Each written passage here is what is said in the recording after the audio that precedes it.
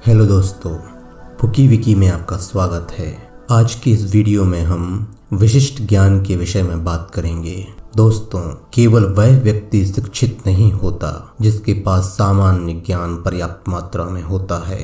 शिक्षित व्यक्ति तो वह होता है जो अपने मन को इस तरह से विकसित कर लेता है कि वह जो भी चाहता है उसे हासिल कर लेता है और इस कार्य को करने में दूसरों को कष्ट भी नहीं पहुंचाता। दोस्तों, ज्ञान दो प्रकार के होते हैं, सामान्य ज्ञान और विशिष्ट ज्ञान। सामान्य ज्ञान चाहे कितना भी अधिक क्यों ना हो, धन एकत्रित करने में यह अधिक उपयोगी नहीं होता। सामान्य ज्ञान के बहुत सारे रूप होते हैं जो बड़े विश्वविद्यालयों में पाए जाते हैं। अधिकतर प्रोफेसरों के पास धन बहुत कम होता है, परंतु ज्ञान देना उनकी विशिष्टता होती है। प्रोफेसर ज्ञान के संगठन और इसके उपयोग के विशेषज्ञ नहीं होते। दोस्तों, ज्ञान धन को आकर्षित नहीं करता जब तक कि धन को एकत्रित करने का लक्ष्य ना बनाया जाए तथा इस लक्ष्य को प्राप्त करने के लिए कार्य की योजना बनाकर इस कार्य को संगठित ना किया जाए और बुद्धिमत्ता से इसका उपयोग ना किया जाए। ज्ञान केवल संभावित शक्ति है।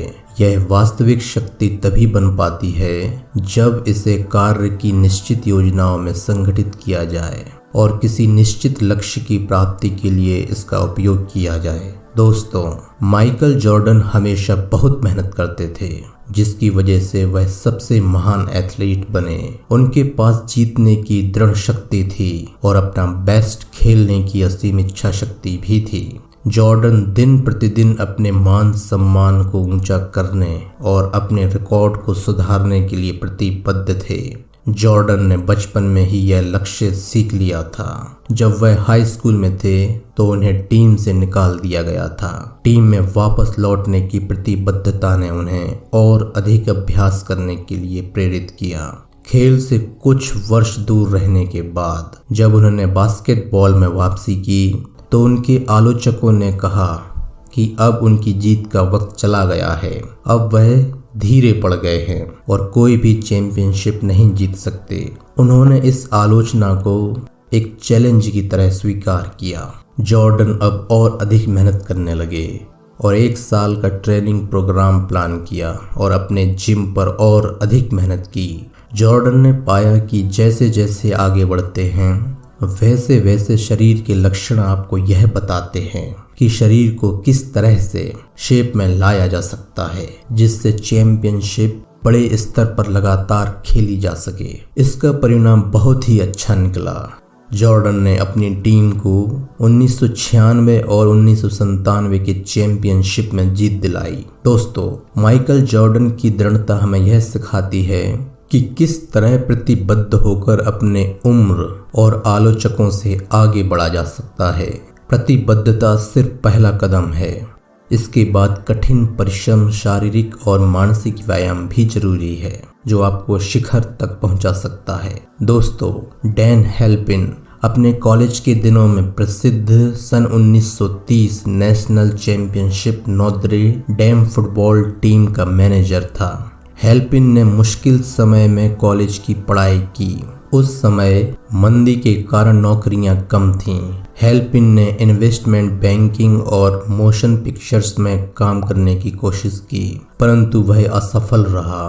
फिर हेल्पिन ने कमीशन बेसिस पर बिजली के हियरिंग एड्स बेचना शुरू किया।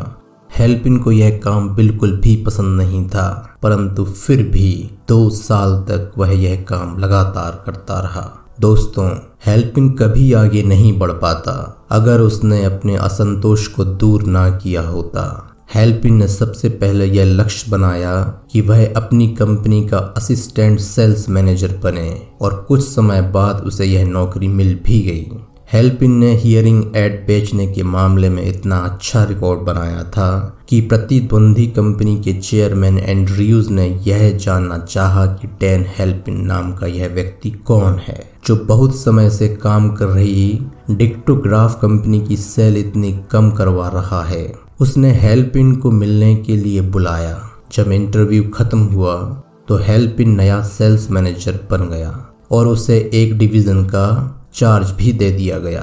फिर यह देखने के लिए कि हेल्पिन किस मिट्टी का बना है, मिस्टर एंड्रयूज 3 महीने के लिए फ्लोरिडा चले गए और हेल्पिन को ऐसे हाल पर छोड़ गए चाहे वह डूबे या मरे। हेल्पिन डूबा नहीं दोस्तों। हेल्पिन ने अपने काम को बहुत अच्छे से किया और वह अपनी कंपनी का वाइस प्रेसिडेंट चुना गया।